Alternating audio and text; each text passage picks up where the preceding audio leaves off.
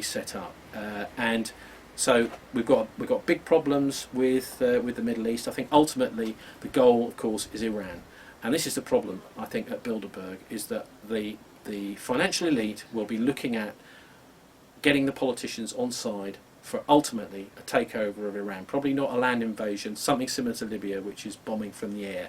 In fact, I think in some ways the Libya thing may be a dry run for an attack on Iran. Now, any politician that goes along with that, I'm afraid, is a war criminal. And anybody that listens to that kind of nonsense at the Bilderberg meeting should, I think, report whoever is talking about that kind of thing, Mr. Kissinger. They should report them to the police, because there's absolutely no way that we should be allowing any kind of ramping up of tension in the Middle East. If anything, we need peace talks in Libya, and we need a ceasefire in Libya and places like this, and in all the other places where our soldiers are. And we need to be ramping down the tension, not ramping it up, because, you know, whatever you might say about Iran, it's a sovereign country. It's got its own culture, which has been there for thousands of years.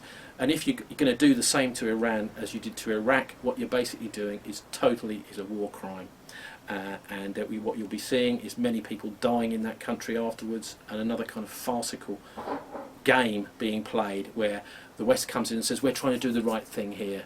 But actually, ultimately, all they want is the oil, and they want power, and they want to kill Muslims, because I think this is actually one of the main agendas, is a destruction, an attack, a kind of crusader-like attack on the Muslim faith. And this is one of the things that NATO seems to be all about nowadays, which is a bit weird, isn't it, for an organisation, because Bilderberg and NATO are very, very close, isn't it? Because the NATO originally was set up as a defensive treaty. The North Atlantic Treaty Organisation is a defensive organisation that is there to protect mutual aid between the NATO countries if they're attacked by the Soviet Union and Russia. But they've now turned into a total monster, and we need to close down NATO, but one way to do that is for the politicians to boycott Bilderberg. Now, Tony, you mentioned to me that you've actually been to a number of Bilderberg meetings, or a couple. Do you want to tell the viewers a story about... Well, yes, I mean, you know, one of the major figures at the Bilderberg conferences, as you might expect, as someone who's very big in the Council on Foreign Relations, which is where the Bilderberg began in the middle of the Second World War, is David Rockefeller. The Rockefeller Empire was built up in the late 1800s and early 1900s through oil. Now, obviously, America was an emerging industrial nation and very, very high consumption of oil, and also the southern oil fields were producing some of the earliest massive amounts of oil in the world. And the Rockefeller family managed to pretty much corner the entire oil market in America. What they managed, a bit like someone like Tesco's in the food world. What they did was they had their own drilling rigs. They had also secretly bought up transportation networks. So whereas their competition was having to pay to use these railway networks to transport oil around America, the Rockefellers were transporting all their oil for free, because they secretly owned the train companies that were moving the oil around. Then they also were selling the oil direct to the customers through the petrol stations. So they owned the entire chain, and it was like an octopus taking over the entire industry. There was no more competition. It was just Rockefellers were running everything. It's one of those situations where really it should have been nationalised. So there should have been intervention by the government, and that profit, rather than going into private hands, should have gone to the public purse. But eventually there was a big scandal after the First World War, and Ida Tarbell wrote a book all about Standard Oil, and it was broken up. But that family decided, well, drilling oil, this is all a little bit difficult. The Rockefeller family decided it was much easier to make money in banking. And so John D. Rockefeller, and now the head of the dynasty in these 80s is David Rockefeller, are major financiers of these private clubs like the Council on Foreign Relations, the Bilderberg, the Trilateral Commission, where this policy is decided outside the public sight and outside the sight of the press. So, you know, yes, he's an interesting figure. Some say the richest man in the world, certainly one of the richest men in America. And David Rockefeller was strolling through the gardens at the Bilderberg conference in Versailles. This is, I think, 2003. And I just spotted him, and I thought, well, let's go over and have a chat.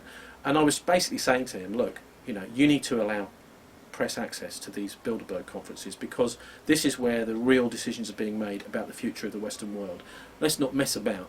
The people in that conference, 120 people or so, control most of the money in the Western world. And of course that has a big influence on what goes on in other parts of the world.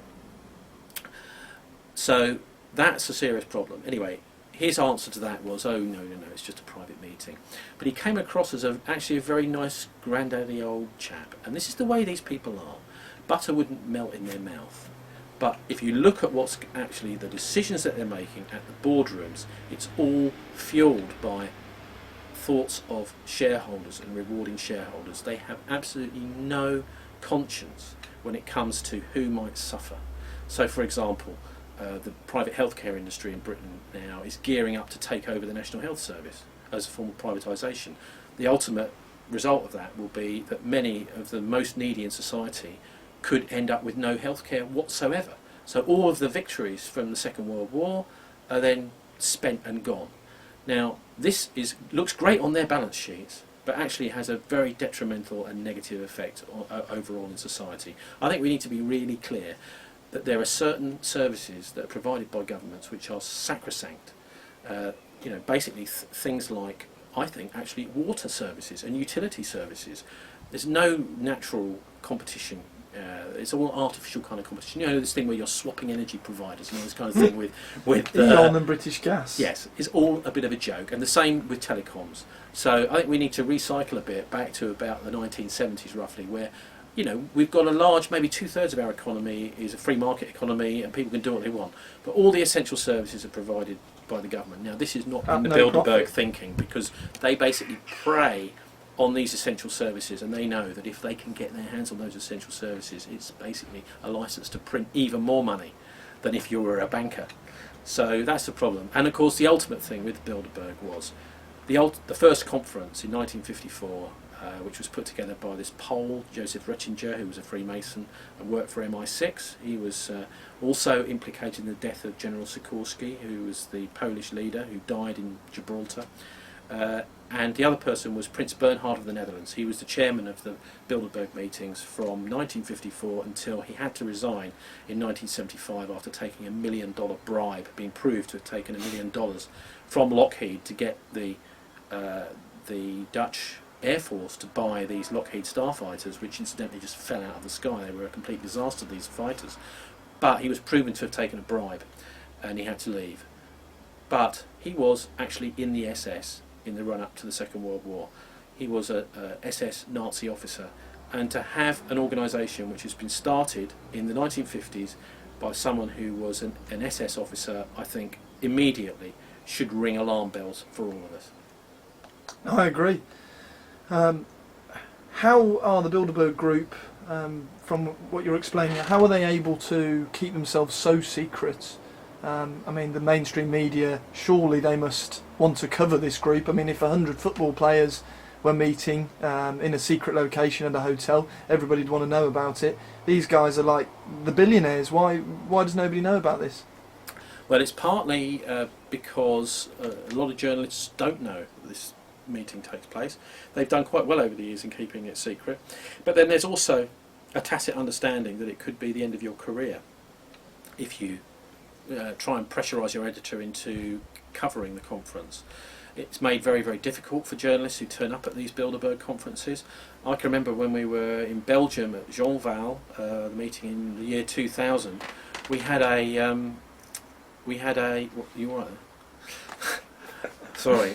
I can remember in Jeanval in the year 2000, the mayor of Jeanval turned up because he didn't actually believe the Bilderberg conference was taking place. He didn't believe the 120 most powerful and rich people in the Western world were in his little area. So he had to turn up for himself to find out. He said, I'm sure someone would have told me if these people had been meeting in my town.